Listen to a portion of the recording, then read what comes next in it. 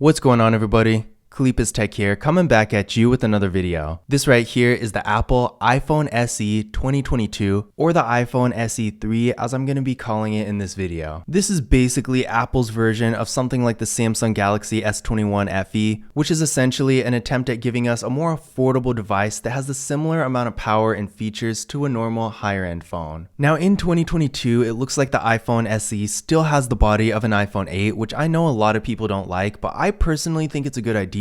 This phone may not have the most sleek and modern appearance, but there are plenty of people out there who may still want an iPhone and might still want to use iOS and everything, but might not want a really fancy phone with a bunch of features and a large display, and overall just prefer a simpler design. And this is especially the case when it comes to the home button. Gesture navigation might not be for everyone, and some people might want a simpler way to navigate through their phone, so it does make sense, especially considering that the home button of course has Touch ID, which is a feature that even I miss. So while the iPhone SE obviously has a more retro, outdated design, especially by today's standards, in this case I think it really does work. Now this phone starts at $429, not exactly what I would personally consider affordable, but compared to a normal iPhone, I guess you could make that argument. Now stay tuned for some of my later videos where I'm going to be comparing this phone to other phones at, above, and below this price range to really give you an idea of what else is out there and what this phone is actually going up against. This phone comes in 3 different colors. We got the red one, which of course is what I got, and there's also Starlight and Midnight, which is basically just white and black.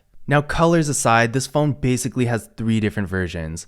429 for 64 gigabytes, 479 for 128, and 579 for 256 gigabytes. Now for me personally, I went with the 128 gigabyte version because to me, when you're buying a phone over $400, it doesn't make a whole lot of sense to get half the storage just to save $50. But on the other hand, I stayed with 128 instead of going up to 256 because I know I can personally get by with only 128, and I didn't think it was worth it to pay $100 more. But if you're a super power user, if you want to get this phone for its processing power or something like that, and you want to have a bunch of different apps if you're going to take a lot of photos and videos, because remember, this is an iPhone, it's not going to have micro SD card expansion, then I could definitely see why you might want to get the 256 version, and I don't think it's a bad deal. But if you're just a regular user, I do think the 128 gigabyte version does make the most sense. Now that being said, I actually don't really think the 64 gigabyte version is worth it because of this price difference, because again, this is only a $50 difference unless you're doing hardly anything on your phone at all and really just want to get the lowest price possible. Then again, I do think you might as well pay the extra $50 and get the 128 gigabyte version, because in this day and age with apps in the system and pretty much everything getting larger and larger,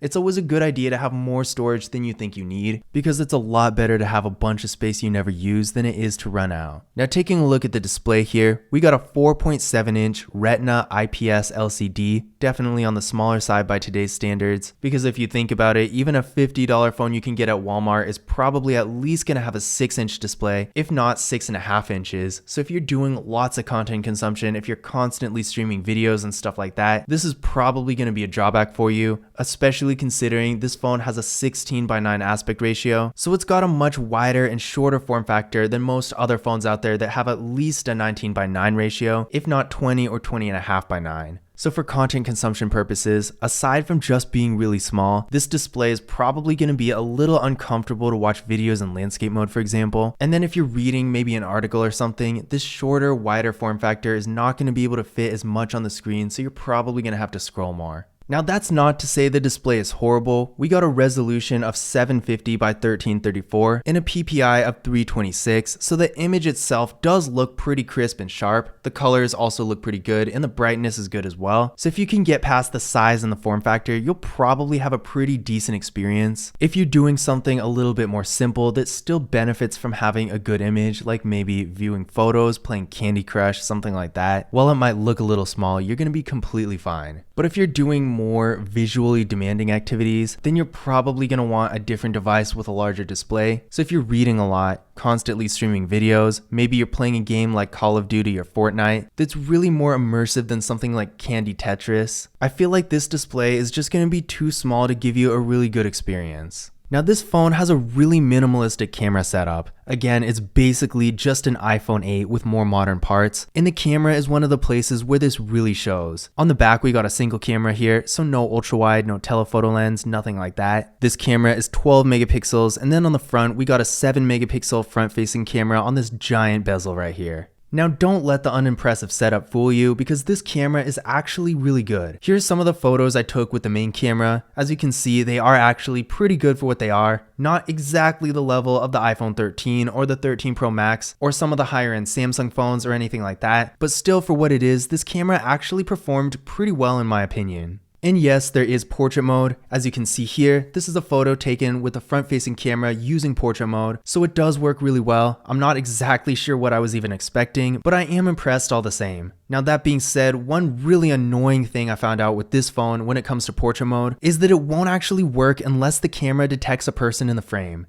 Now I know portrait mode is actually just meant for people. That's been a thing for a long time, but portrait mode on most phones still will work on random objects. I mean, back when I covered the Samsung Galaxy A03s, for example, I used portrait mode on a traffic cone and it worked perfectly fine. And while this may be a budget iPhone, it's still a brand new iPhone and it's many times the price of something like a Samsung Galaxy A03s. So there's not really a reason why it shouldn't be able to do something that the Samsung Galaxy A03s can really easily. So with this picture right here, this is basically my attempt at taking a photo of a random object with the rear camera using portrait mode, and as you can see, it didn't really work very well. But again, that being said, if you do use portrait mode for its intended purpose, which is with a person in the frame, it will work really well, as you can see with the photo I took with the front-facing camera. Now as far as video goes, this phone can shoot in up to 4K at 60 frames per second in the rear camera and 1080p at 30 frames per second in the front-facing camera. Now on one hand, there are phones around this price range, like for example the Samsung Galaxy A52 5G, that can shoot in 4K in both the rear and front cameras. So yeah, this isn't really the best, but honestly from a practicality standpoint, I don't really know how many people are going to be shooting 4K videos in their front-facing cameras anyway. So I guess if you did want to do that, then this might be a disappointment for you. But I'm pretty sure for most people, being able to shoot 4K at 60 frames per second in the rear camera is going to be plenty good enough. So in general, I am really impressed with the video quality itself. Everything came out real nice, so if you're going to be shooting lots of videos, especially for those of you who are planning on doing some sort of content creation, then the iPhone SE 3 is going to be a great option. And this really goes for not only video, but the entire camera setup in general. While there are a lot of newer, more specialized features that this phone doesn't have, if you just want to take some real high quality regular photos and videos, but you don't want to pay for something like an iPhone 13 Pro Max or a Samsung Galaxy S22 Ultra, then this phone will really be a great alternative. Now it took me a little bit to find the actual battery specs of this phone, but I did end up talking to the people at the Apple store, and it turns out this phone has a 2406 mAh battery, and it does support 18 watt fast charging as well. So battery wise, compared to pretty much any new Android phone out there, even the really cheap ones, this is not very impressive. These days you're barely ever going to find any Android phones that don't at least support 10 watt fast charging, and their batteries are usually a lot bigger. I mean, 3000 milliamp hours for that matter is pretty small already, and this phone's battery is even smaller. But that being said, it is supposed to be at least better than the previous iPhone SE. Now I've honestly only had this phone for a few hours as of the recording of this video, so I can't really give an accurate description of how the battery actually lasts, but I will say if battery life is one of your top priorities, you can absolutely do better than this, because again, not only the higher end iPhones, but even pretty much any Android phone for that matter is going to have a much better battery than this. But then again, at the end of the day, this is really just an entry-level iPhone. It's really meant for people who either want a simple device that doesn't have a whole lot of features, or people who want to use iOS but don't want to pay for a higher-end iPhone 13. So in a situation like this, there are compromises you're going to have to make, and when it comes to the iPhone SE 3, unfortunately, the battery is one of them. But that being said, if it's any consolation, we do get fast charging with this phone, which is something you're not going to find in a phone like the Samsung Galaxy A52 5G. Now, one really huge strength this phone has, arguably the biggest one, is the processor.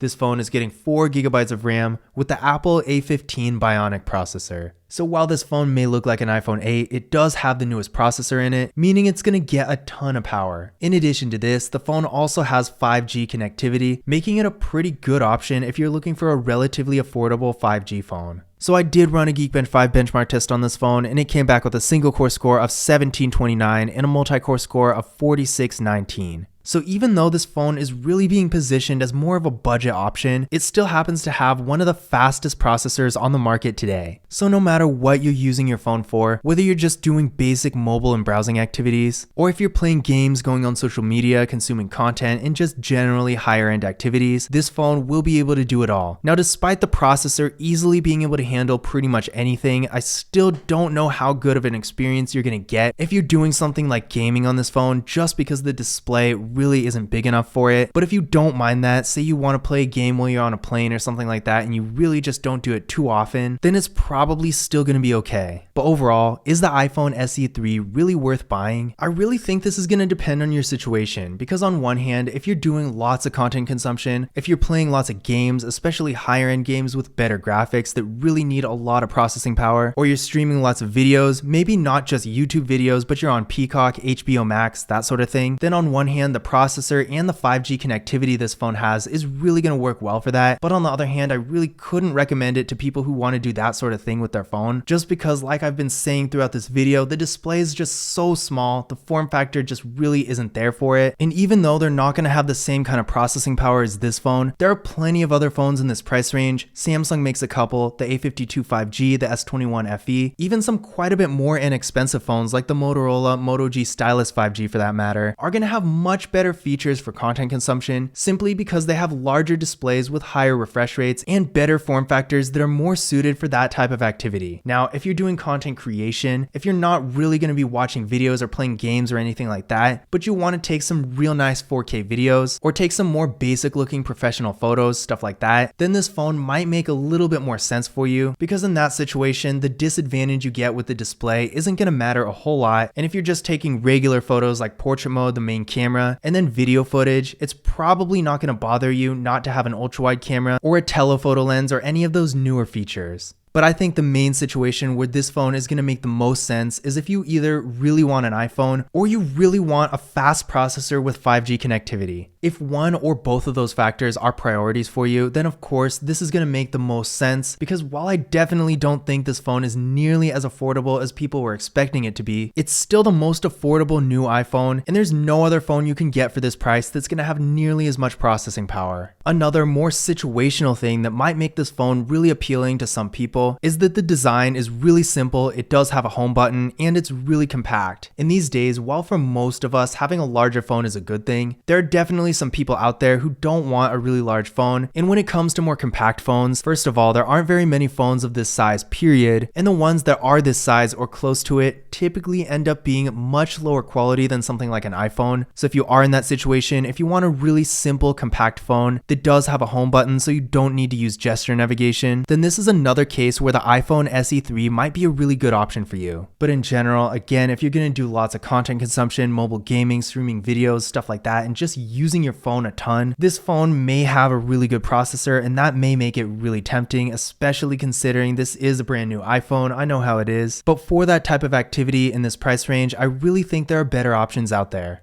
But I hope you guys enjoyed the video, and I hope you found this information useful as well. If you did, be sure to give it a thumbs up and hit that subscribe button. But as always, I will see you in the next video.